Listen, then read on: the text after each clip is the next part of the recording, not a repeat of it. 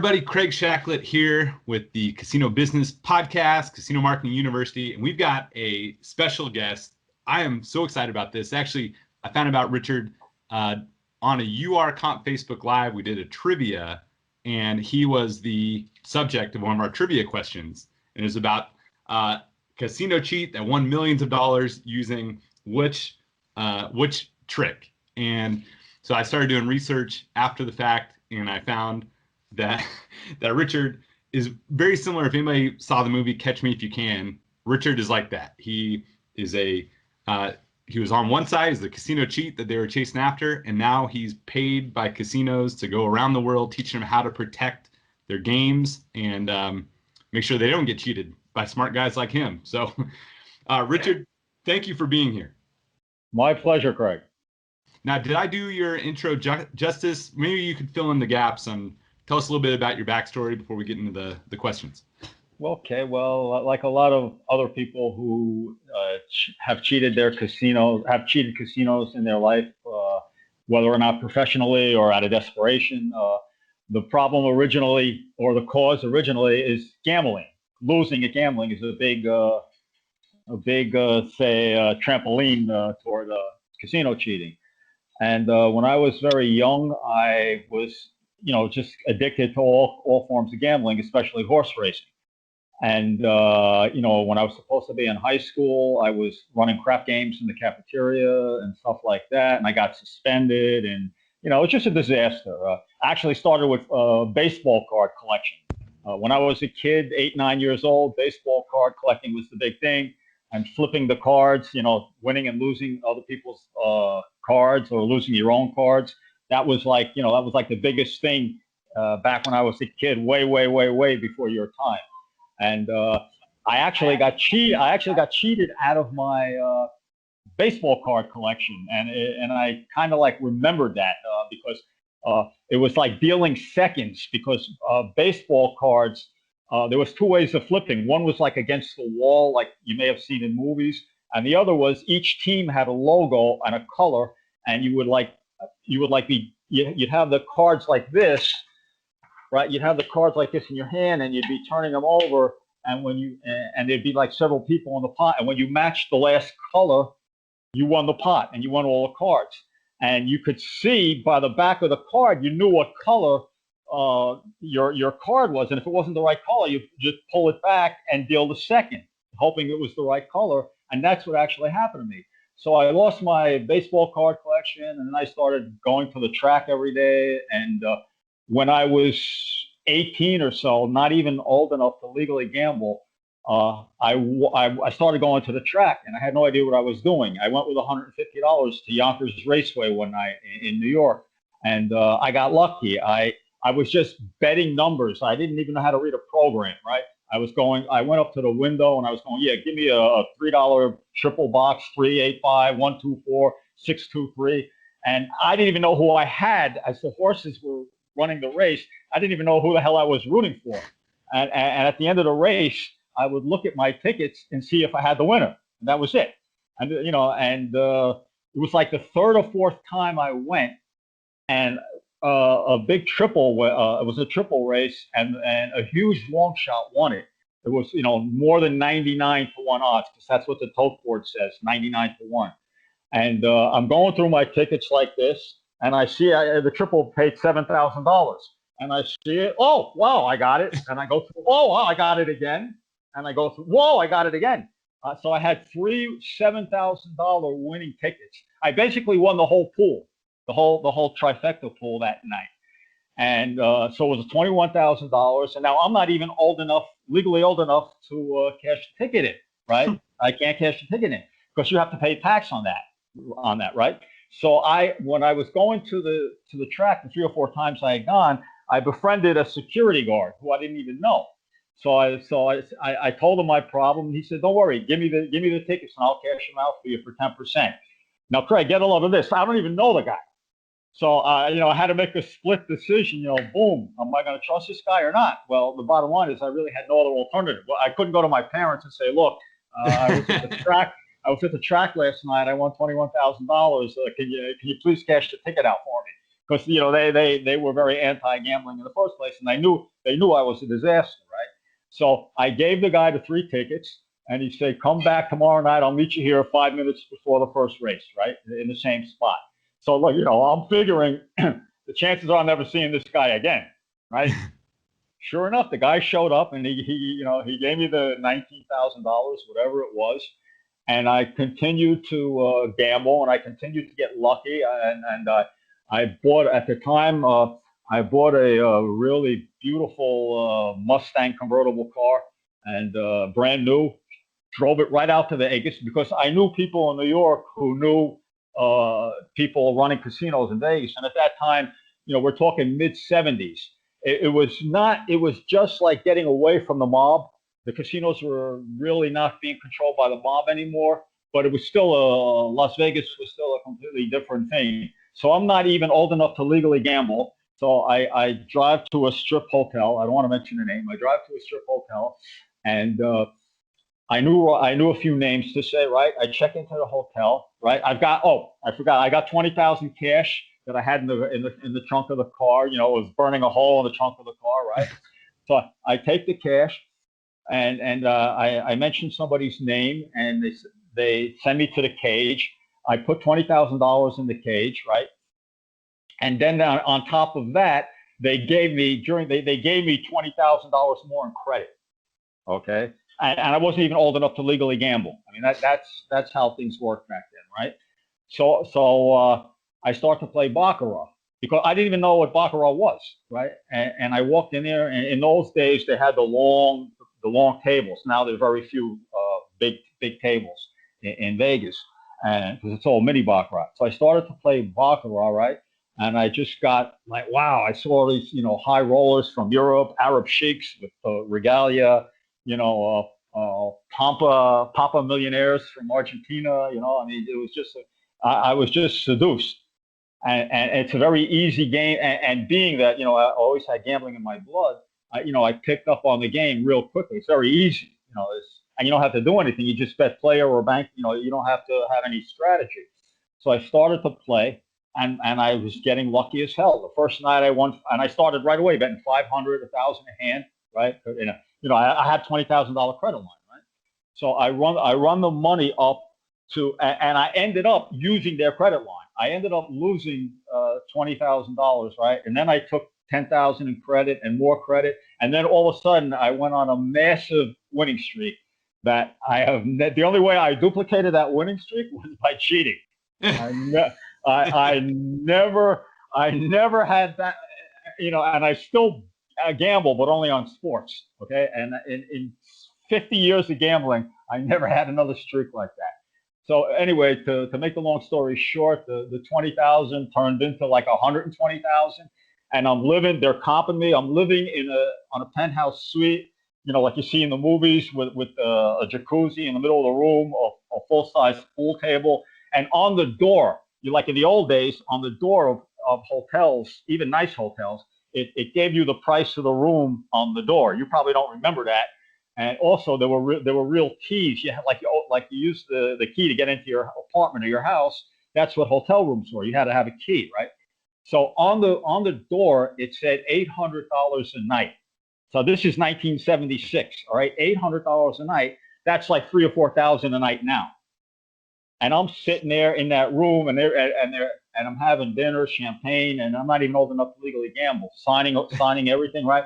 And then on my birthday of that year, it all went to crap. I lost 100 plus thousand in a day and a half, and then all I had left, no more credit, nothing. All I had left was the car.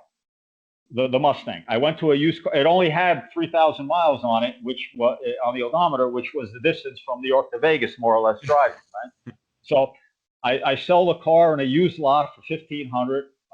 I walk into the casino. I bet the 1,500 on player. Bank wins. I lose that. Now I'm broke. So now I'm broke. Correct? I mean broke, not a penny. Broke. Now I'm staying in an $800 a month room, $800 a night room, and I have nothing. And I'm still eating $200 dinners and champagne and all that. but I know I'm going to get booted real soon because, you know, casinos treat you really well when you have it. And then when they realize you're a deadbeat, it's bye-bye, right? So I walk up to my room at like a third, 3 or 4 days later, and I put the key in a lock and I turn it and it won't turn, right? And I look closely and I see there's a little like pin in the lock, and that's what they called it. That's what they called it in those days. They pin you out of the room. So I was pinned out. Uh, then I went down to security, or I went down to the front desk. They told me you have to go to security. They told me I was 86. So security came up with me to the room. I packed my bag, my one little bag. It's 115 degrees outside, right? So as soon as I get outside, I threw the bag in the garbage because I'm not going to drag 115 in 115-degree heat. I'm not going to drag a suitcase.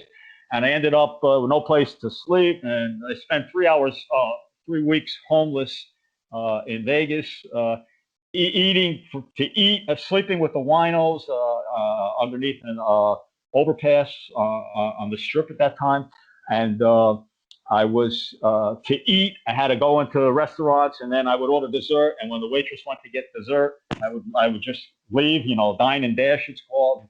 I was not proud of doing that, but I had to do it to survive. And to make the long story short, again, that's how I ended up finally getting a job as a dealer, and I didn't even have a white and black. You needed a white shirt and a black pair of pants to audition, right? So, you know where my white pants, my white shirt, my black pants were? They were in the suitcase that I threw out when I got kicked out.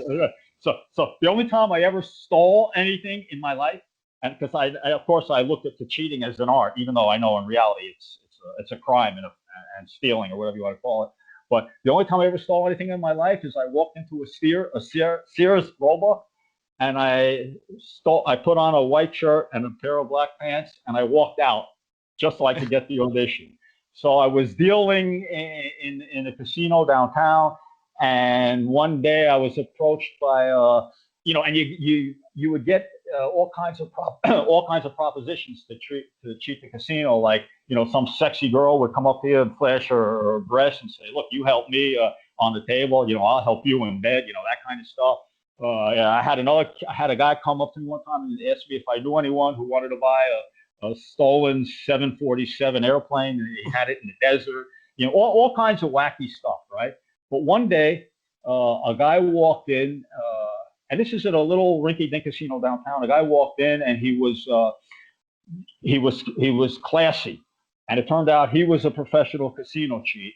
And we talked, and I ended up doing an inside scam with him, which coincidentally, it's the false baccarat scam that was made very famous in the early 2000s by a professional cheating organization from Vietnam called the Tran organization. And that's how as a dealer, I cheated the casino out of a lot of money.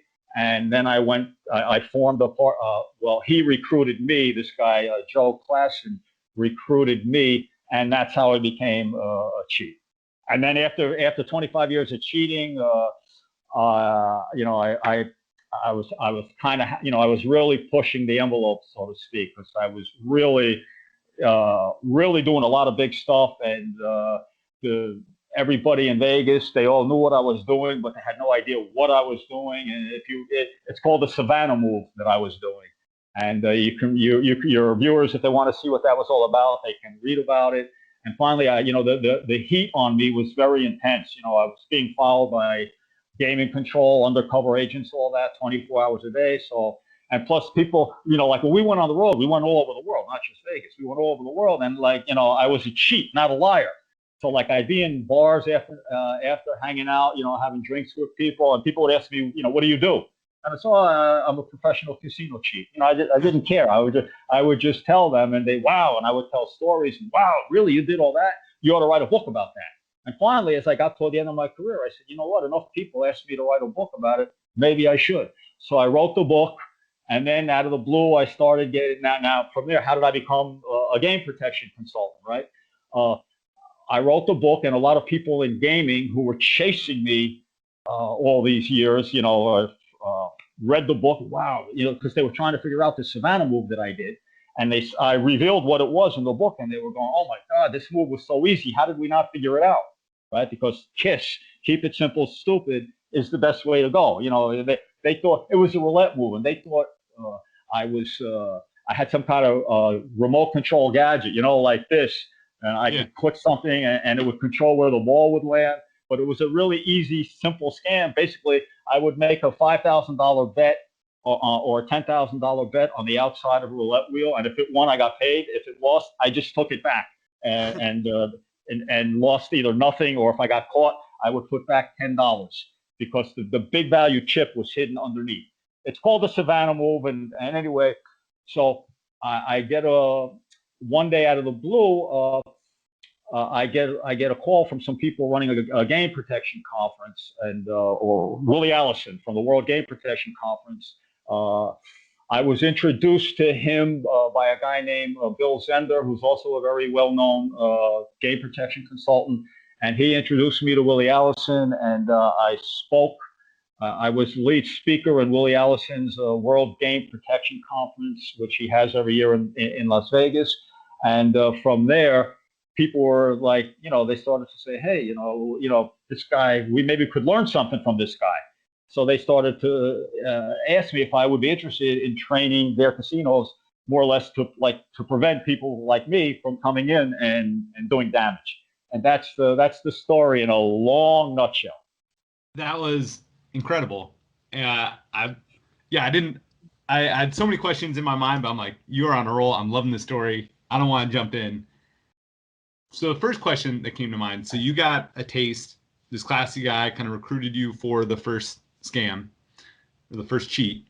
And then how long were you still employed with the casino doing, kind of participating in the cheat from the inside till when you became a full-time, quit your job and then just hit other casinos? Actually, the night we did the scam, we prepared for it for like a week, and the night we actually did it, and it was really like it really was. I have to say it was ingenious. I'm not saying I'm proud of it, but it was ingenious because I fixed the way I fixed up a baccarat shoe, and in those days when the table was empty, the cards just sat in the shoe. They didn't take the cards out of the shoe and spread them on the layout. So I actually fixed up the deck. And I clapped out, and when they came in and they took the money off the table, it was another dealer. It wasn't even me dealing it. I wasn't even there anymore. Okay, but just to cover it, and nobody got in trouble. That dealer who gave them, nobody got in trouble, and but I didn't want to quit the next day. So to keep the, it would look maybe too obvious, right? So anyway, I stayed at the job for 2 more weeks, and then Joe Clapson started training me to become a professional cheater. And in the 25 years of my cheating career, never once did I involve a dealer. Never once did I corrupt a dealer. We were very good. We didn't need any dealer help. The moves we had, the cheating moves we had, were that good. So so it went more or less immediately from the time I fixed up the baccarat shoe in the casino I was working at until I became a full-time professional cheat. It was immediate. I'm going to read something from your website, and everybody, you should definitely check out Richard's website, richardmarcusbooks.com. He's got info on his upcoming conference that's in Las Vegas in November 15th through the 18th. So you can get info on his website. He's also got a section that was the cheat of the month. And so I read through there, and I copy and pasted this section. It says, in today's super surveillance casino world, I would say that surveillance people would have to be involved for a successful switch in of a cooler. And that actually, the cheat you just talked about sounds like, was that a cooler? Whereas no, a cooler is different. A cooler is when you take a whole shoe that's already been shuffled or whatever, and then you actually switch out that shoe. You hand the shoe off to somebody, and then somebody hands you back another shoe with identical cards, casino cards, that have already been arranged for a big win. And it has to happen in more or less, it has to, unless you have control of the total table, it has to happen in baccarat because the player decisions can't affect the order of the cards as they come out. But in blackjack, if somebody hits or stands or double downs, that affects the order of the card. So the cooler was more or less a baccarat scam. Now that first scam that you did, where you prearranged the cards and then a new dealer came in, is that similar to the cooler, like same principle, where the cards are prearranged, Well, or no? no, I'm prearranging the cards right as I shuffle them. That's the difference. The cards. Okay, I'm not switching cards out. got it. Okay.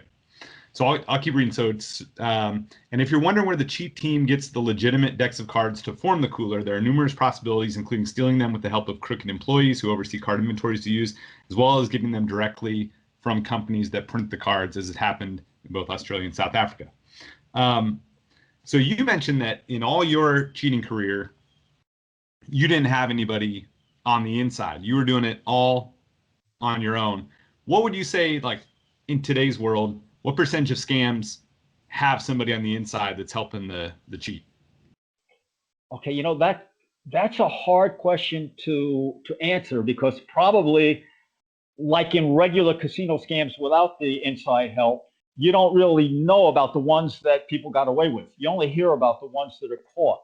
Uh, I would say it's a pretty big percentage, though. It's hard to, the overwhelming majority of dealers and casino employees are 100% honest. Just like the same thing, the overwhelming majority of players and even advantage players, they're still honest, right? Are honest.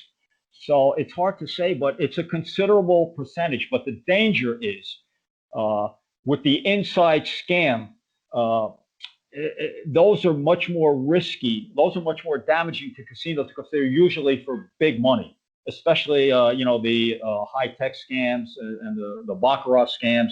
You could have a scam that $1 million at a shot, or multi-million dollars at a shot, and and if they're ongoing, like that Hopper scam in craps that happened at the Bellagio a few years back.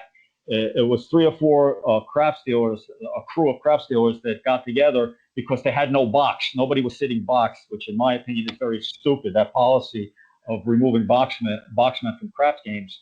And what happened was they went on the same scam for a year and 3 months, and they made a few $1 million or almost $2 million on that. So most professional casino cheats are only taking, maybe anywhere from a few hundred to a few thousand at a time. Whereas when you get hit by an inside scam, you could be looking at millions of dollars, right away. Now, a lot of people picture casino cheats and they think of like the James Bond type scam where the guy's got glasses that are reading the speed of the roulette wheel. Let's see, do another percent breakdown question. How many scams nowadays are that like super high technology versus just, lapses and taking care of basic game protection that someone like you can help casinos prevent? You just reminded me of a movie, Casino Royale, where it was a card marking scam, and the guy was wearing these big, gigantic glasses, and they were blue, right? They were like this color, right? Yeah. Right? They were blue, and you saw when the camera showed the view of his vision, and you saw this gigantic blue, like rainbow-looking mark on the card. And I think it was Peter Sellers. I'm not sure if you even heard of Peter Sellers. Yeah, of course.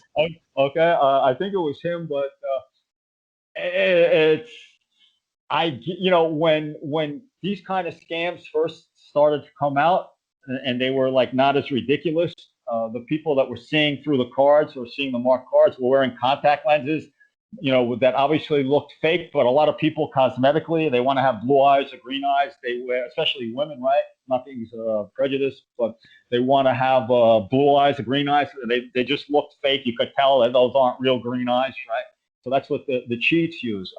But the type of scam, it's hard. You're talking James. Most of the James Bond casino scam movies were really the old James Bond movies, I think, from like the 60s and 70s.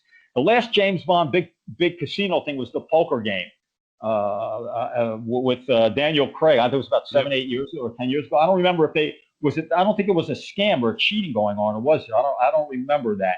But I think the guy had like a fake eye or something, and okay, kind of see. But when you think about James Bond scams, it's like it doesn't really correlate to these high-tech digital camera scams that we see today, because back when these movies were made, that type of equipment didn't exist.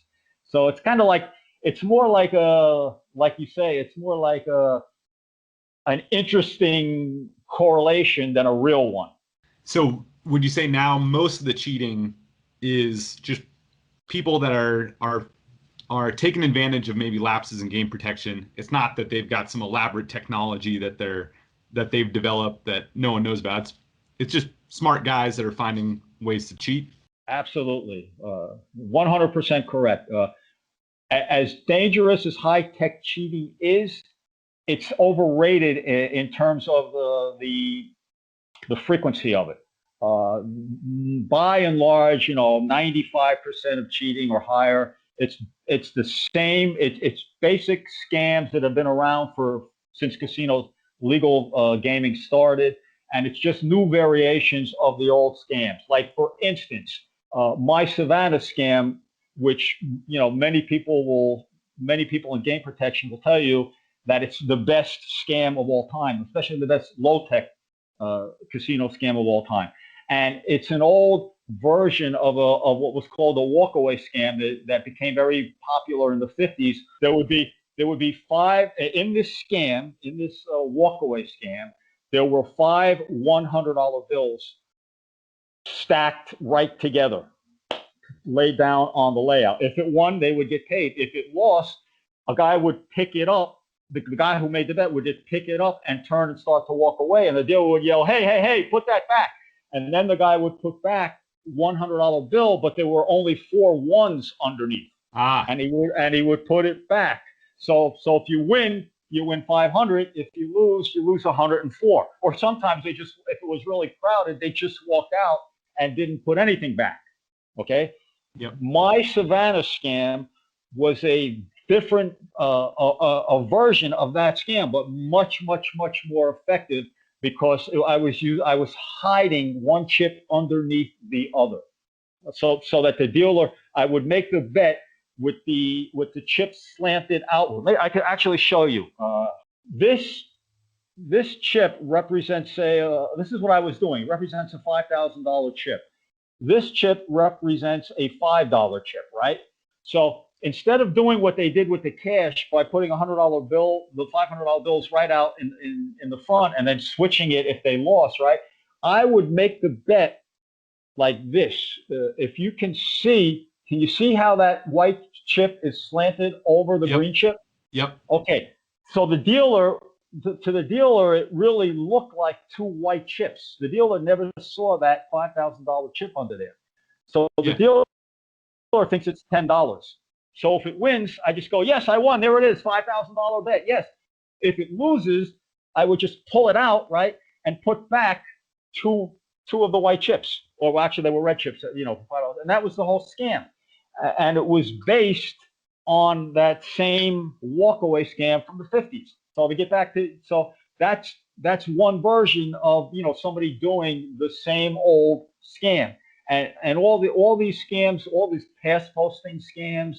The most common form of cheating is late betting, pass posting, and that's probably 60-70% of all scams, and they're just, a lot of them are the same old scams or variations of the same old scam. Lines of defense. It sounds like there's the dealers that could spot it. If you got an honest dealer, hopefully you got them. Then the pit boss, and then surveillance. Are those really the casino's 3 lines of defense to catch these types of scams?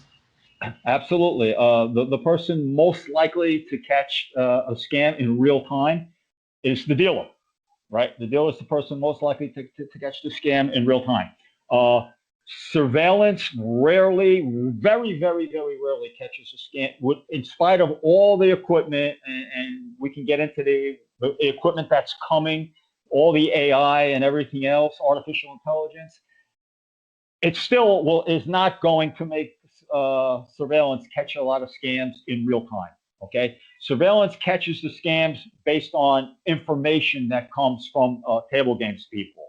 A table is losing more money than they should, then they start to watch the game, or periodic reviews that they do by policy. That's how usually surveillance catches on to scams. So the dealer is the first line of defense, and by far the most important. And then you might get some sharp pit people in there that might catch on to something, but it always starts with the dealer. And conversely, the dealer is the riskiest employee for the casino. Poses the biggest threat to the casino. When I worked on property at a casino and then I worked on a cruise ship, it seemed like surveillance was the ones that were really kept isolated from the rest of the employees. Like pit bosses, or excuse me, dealers, pit bosses, we'd all be in the employee cafeteria, we'd hang out and chat.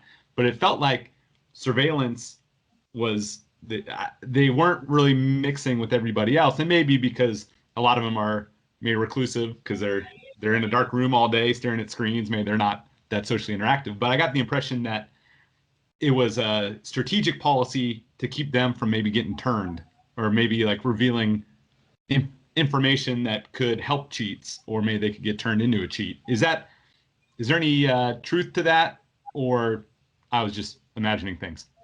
No, you're right. There's a lot of truth to that, but in my opinion, it's ridiculous because, like I said, very few people, percentage of people, including, surveillance, floor people, dealers, are going to cheat the casino. Okay, very few. Now, when you keep surveillance isolated from other employees, especially table games employees, what that happens is you reduce the effectiveness of your working relationship, and that reduces your defense against cheating, because if surveillance and table games, they can't know who each other are. They can't be trained together. Like I train casinos, a lot of casinos, right? And I always suggest that both groups be trained together, so they get a feel for each other. So it leads to coordination. And if surveillance is kept isolated, the biggest negative effect on that is that they don't get the information that they need from people on the floor, table games people. And like I said before, the vast majority of cases or of cheating that surveillance is going to catch on to has to come from information from the floor. So the isolating, the mysterious or of hiding who are the surveillance people, to me that's something from maybe the 50s or 60s that is not necessary. Now, you lived such an exciting life. I think anybody listening's got a lot of questions. One thing that popped into my mind was you're pulling off these scams. You said that the casinos, they knew you were up to something, but they couldn't figure it out. Now, any casino movie that touches on cheating, there's always a backroom scene. Now, were you ever backroomed? Were there scales to, some casinos were super aggressive and some were offering you bottled water and like super polite? Like what is the backroom like, if that's even a real thing? Okay, the backroom experience is my back in the day when I first started cheating. I had a backroom. My first backroom experience came rather quickly. Okay, the stuff you see in the movies, like let's talk about the movie 21. You probably have seen that, the blackjack movie, right? And if you remember, they're being chased by Larry Fishburne and they get strong-armed and all that. That's all fiction for that era. The MIT guys never got hassled in the back room, besides, at best, a verbal threat, because the casino scene with Robert De Niro, where they break the guy's hand. Remember that scene? Yeah. They break they're picking at hole cards, and the guy's hand gets broken, and then they tell the other guy, you can keep the money, and we'll break your hand, or you can walk out. And the guy walked out. That did happen, but we're talking pre-1971 or 1972. Okay, who knows what went on before that? Okay, but in my era, and it's already, we're talking 45 years ago or whatever when I started, there was none of that. I've been threatened. The worst thing that ever happened to me is at the old Desert Inn, a security guy said, you know what, to make this easier, why don't I just walk you upstairs to the penthouse and give you a nice room, a nice penthouse view. of the strip and then throw you off. That was about the extent of it. And I was well schooled. I knew never to say anything, not to lie. I never lied, because you can't help yourself. You just say, you just don't talk and you don't say anything. Whatever evidence they have, and whatever evidence they don't have, they don't have. And in my case, they never had any evidence. But in my whole 25 years of cheating casinos, I was backroomed 5 or 6 times, mostly by a famed Griffin agents. You know what the Griffin Investigations is? You ever hear of Griffin Investigations? They're the company. Tell us about it. Yeah, they're the company. They still are there. They have been for some maybe 50 years now. The major investigative arm of casinos now across the world, but they were very, very, very well known in Nevada at the time. And they worked for casinos, and they were, their thing was to, keep undesirables and cheats and people like me out of the casinos. And there was one agent named Andy Anderson, who's a legend among, people that have been around a while as far as cheat catchers and advantage play catchers. And he chased me around Vegas for 20 years. Okay, he wanted to nail me so bad. If you go on my website, there's interviews with him and me, and the funny thing is we became friends, because when at the end, when I started to work for casinos, we met for the first time outside of a back room, and we actually became friends. And he would follow me around, and he would back then they actively patrolled casinos. I don't know to what extent they do it now. So he would see me in a casino and have me grabbed up and taken to the back room, for nothing except seeing me, which is now illegal, but back then they could do that. And he would back room me and then the casino would 86 me and parade me around the pit so everybody could see me. And back in the day, probably in the early 80s, mid 80s, a lot of casinos had life-size posters of me in the dealer's room to watch out for this guy, right? And so there was never anyone who's under the age of 70 who talks about being physically abused in a back room is lying. So that's more or less the reality of it. Now, were you wearing disguises, or like how? No. No, because I was only known, after my and my first backroom incident is hilarious. I don't have time to tell the story, but it's in my book American Roulette, which is the memoirs of my life. Okay, it's in, if your viewers want to really get into this, it's an unbelievably hilarious story. But there was never any. What did you just ask me? I forgot. I was asking about you. Were you wearing disguises? Is that? Oh, okay. Yeah. Okay. I never had to wear a disguise because I was backroom so few, right? And after that period where like my picture was in the back room and all that stuff, or a poster, whatever you want to call it, I had so little problems that nobody really knew me. Nobody really knew me on the floor. Only high up surveillance people knew me. And don't forget, in those days, they didn't have the information passing ability that they have now. So I did a lot. I wore maybe a ball cap or something, but no like Ken Houston. He's a famous blackjack player known for disguises. No disguises. No. Now, a minute ago, you mentioned cheats and advantage players. Now, is that something that you help casinos with? How to spot advantage players that maybe aren't breaking any rules, but they aren't breaking any laws, but they're taking advantage of just natural weaknesses in games. What I do more than anything with casinos, right, on the cheating side, is what I focus on is showing them. I work very with psychology.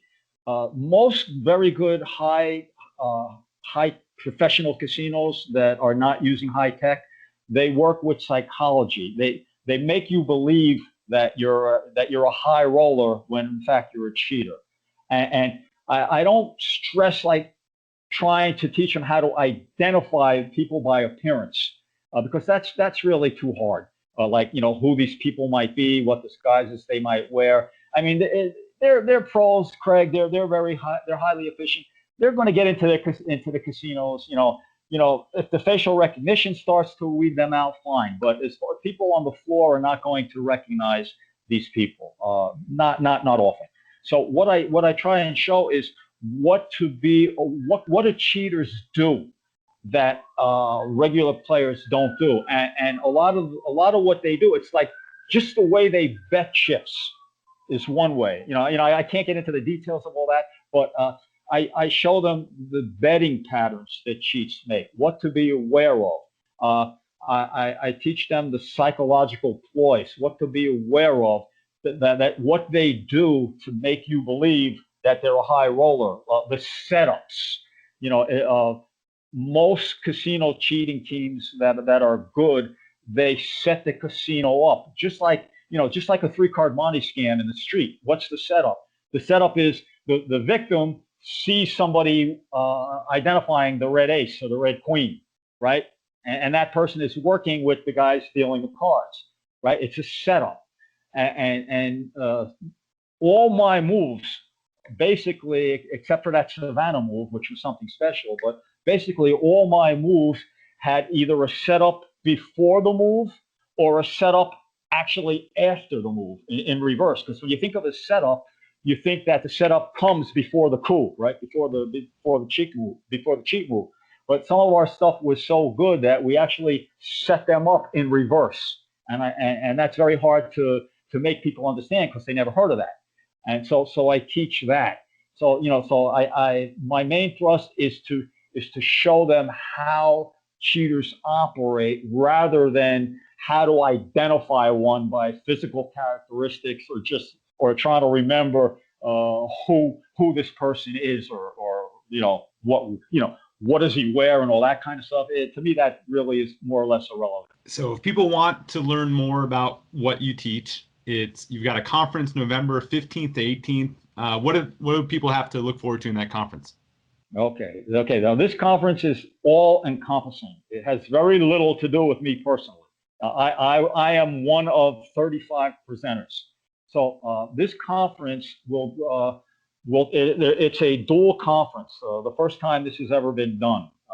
In other words, on one side we're going to have a table games conference. On another side we're going to have a game protection conference, and in 4 or 5 of the speakers will be addressing both parts simultaneously. Like for instance, Terry Roses, who's the foremost expert in card marking, sophisticated card marking. He will address both tracks of the conference simultaneously, because spotting card marking needs to be done on the floor by table games people, and also needs to be done by for surveillance people. Needs to be done by surveillance people. So 4 or 5 people will be, and artificial intelligence is necessary for people on table games and in surveillance should have knowledge about artificial intelligence and how it helps, and what what are its flaws and all that. So we're going to have a dual conference, and everything is going to be covered, like in table games, from analytics to marketing to player development to artificial intelligence, facial recognition, how to improve policy, cooperation with other departments. And on surveillance, there'll be several surveillance directors, really well-known people who will be teaching aspects of game protection, how to protect on the floor, how to improve relations between the communication between table games and surveillance. I mean, all you have to do is like look at that program, which you can see on my website, and it's like a who's who of the top experts in the world on these subjects. So I'm really excited about it, and it should be a heck of a show. So everybody check out Richard's website, richardmarcusbooks.com, for information on the show. The book you mentioned, American Roulette, right, was the name of the book? American Roulette. Oh, by the way, there's another book I just wrote. It's called Game Protection from Both Sides of the Table. And what that is, it's actually,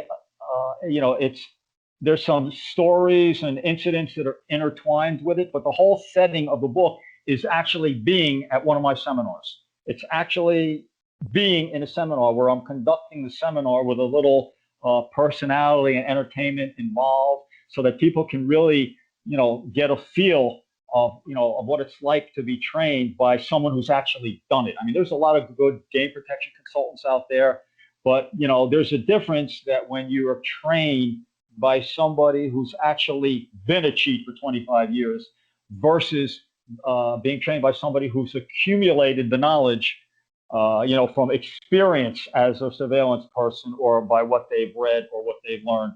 And so, like, it's really, if casino people are interested in how I do it and what's the difference between the way I do it and the way other people do it, it's a really good book to read. Whereas American Roulette is just, it's an entertaining, it does have some good educational information in there too, but it's a very entertaining, a lot of incredible stories I tell. You just can't believe the stories. When you cheat casinos for 25 years, you can't believe some of the things that happen. They defy reality. But so that's really looking forward to the conference. And Craig, if you do happen to show up there, I'll see if I can get you in. I'll wear a disguise. I'll sneak in. Richard, this has been so much fun. I guess last question: if anybody wants to connect with you on social media or whatever, how should they follow you? How should they get a hold of you? Best way is my website and LinkedIn. I'm very active on LinkedIn. I write articles on LinkedIn, and I post a lot. So those would be the two ways. Richard, this was so much fun. I really enjoyed this. Maybe we can do this again, maybe after your conference, and check in on how it went. Craig, you're really a man who knows how to handle an interview, I must say. You're right up there with the best. Appreciate it. Pleasure talking to you, buddy. Pleasure talking to you. Thank you, sir.